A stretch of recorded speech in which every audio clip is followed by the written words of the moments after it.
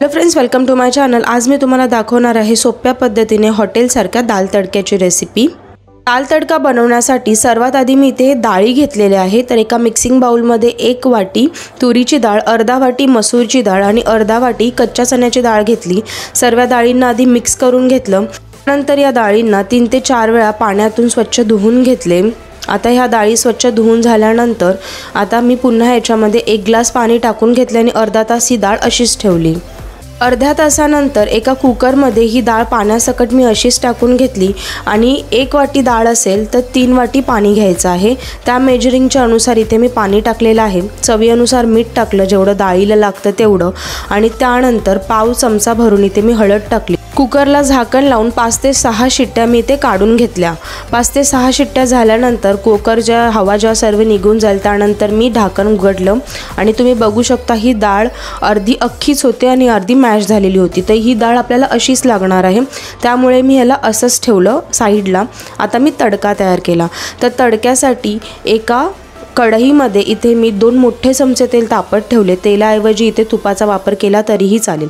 तेल तापल्यानंतर त्यामध्ये 1 मोठा चमचा जिरा टाकून जिरा थोडा तडतडवून घेतला। मग त्यात 1 सुकी मिरची टाकली आणि बारीक चिरलेला कढीपत्ता टाकून घेतला आणि अर्धा मिनिटभर याला असेच परतवून घेतले। आता ही तडक्याची प्रोसेस पूर्ण हाय फ्लेमवरती करायची आहे। गॅसची फ्लेम हाय ठेवायची आहे। आता मी या तडक्यामध्ये इथे पाव चमचा भरून हिंग टाकून घेतले। हिंगानंतर 2 मोठे चमचे बारीक चिरलेले लसूण टाकून घेतले। 2 बारीक चिरलेल्या हिरव्या मिरच्या आणि 1 मोठा चमचा बारीक चिरलेला अद्रक टाकून घेतलं आणि व्यवस्थितपणे 1 ते 2 मिनिटं ह्यांना हाय फ्लेमवरती परतवून घेतलं। आता या तडक्यामध्ये इथे मी 1 बारीक चिरलेला कांदा टाकून घेतलेला आहे। कांद्याला एकदम बारीक चॉप करून टाकायचं आहे। जेवढं शक्य होईल तेवढं बारीक चॉप करून इथे सर्व भाज्यांना ॲड करायचे आहे। जे इंग्रेडियंट्स आपण वापरतोय ते कांदा चांगला ब्राऊन झाला की लगेचच मी याच्यामध्ये 1 बारीक चिरलेला टोमॅटो टाकून घेतला आणि टोमॅटोला सुद्धा व्यवस्थितपणे 1 मिनिटभर परतवून घेतला। त्यानंतर कढईवरती झाकण ठेवले 2-3 मिनिटांसाठी। 2-3 मिनिटांनंतर कढईवरचे झाकण काढले। टोमॅटो छान गळला होता, म्हणजे शिजला गेला होता। मी या सर्व इंग्रेडियंट्सला एकदा जरा मॅश करून घेतलं। त्यानंतर तडक्यामध्ये इथे मी पाव छोटा चमचा हळद टाकून घेतली। 1 छोटा चमचा इथे मी तिखा लाल मसाला टाकून घेतला आहे। इथे काश्मीरी लाल तिखा मसाल्याचाच वापर करायचा आहे। पाव छोटा चमचा गरम मसाला टाकून घेतला आणि त्याचबरोबर अर्धा छोटा चमचा इथे मी धने पावडर टाकून घेतली। एवढेच आपल्याला इंग्रेडियंट्स इथे वापरायचे आहेत। घाटी मसाला वगैरे वापरू नका। आता या इंग्रेडियंट्सला व्यवस्थितपणे मिक्स करून घ्यायचं। मसाल्यांना तेल सुटेपर्यंत तडका असाच परतवायचा।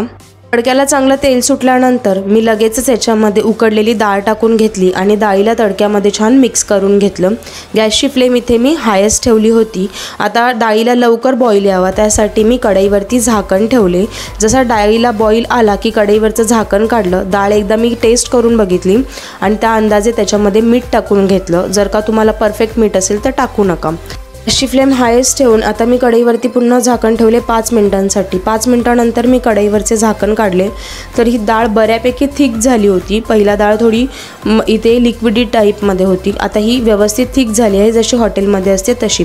आता या डाळीमध्ये मी 1 मोठा चमचा भरून साजूक तूप टाकून घेतले। आता हे फ्रीजमध्ये ठेवलेले तूप होते म्हणून हा 1 चमचा आहे, पण जर मेल्ट केलेलं तूप टाकलं तर हे 2 चमचे होतील। आणि थोडीशी मी याच्यामध्ये कोथिंबीर टाकून घेतली। कसुरी मेथी असेल तर नक्की टाका। डाळीची कन्सिस्टन्सी तुम्ही बघू शकता, एकदम मस्त हॉटेलसारखीच झालेली आहे। तूप डाळीमध्ये मेल्ट झाल्यानंतर लगेचच मी गॅसची फ्लेम बंद केली आणि डाळीला बाजूला ठेवले। आता मी तडका तयार करून घेतला। तर तडक्यासाठी एका तडकाच्या कढईमध्ये इथे मी 1 चमचा भरून तूप टाकले आहे। त्याच्यामध्ये 1 चमचा जिरा टाकून घेतलं आणि थोडंसं 4 ते 5 पाकळ्या लसणाच्या ठेचून टाकलेल्या आहेत। त्याच्यामध्ये मी पाव चमचा हिंग टाकून घेतले आणि 1 चमचा काश्मीरी लाल तिखा मसाला टाकला। जसा काश्मीरी लाल तिखा मसाला टाकला ना तशी मी गॅसची फ्लेम केली बंद आणि बंद फ्लेम केल्यानंतर हा तडका या डाळीवरती छान व्यवस्थितपणे पसरवून घेतला, वरती टाकून घेतला। त्यानंतर लगेच मी कढईवरती झाकण ठेवले, म्हणजे जो तडक्याचा अरोमा आहे ना तो डाळीमध्ये खूप सुंदर असा येतो आणि डाळ एकदम छान लागते। अशा प्रकारे एकदम सोप्या पद्धतीने रेस्टॉरंट स्टाईल दाल तडक्याची रेसिपी घरात नक्की ट्राय करून बघा आणि जर का तुम्हाला माझी रेसिपी आवडली तर चॅनलला लाईक, शेअर आणि सबस्क्राईब करायला विसरू नका। थँक्यू।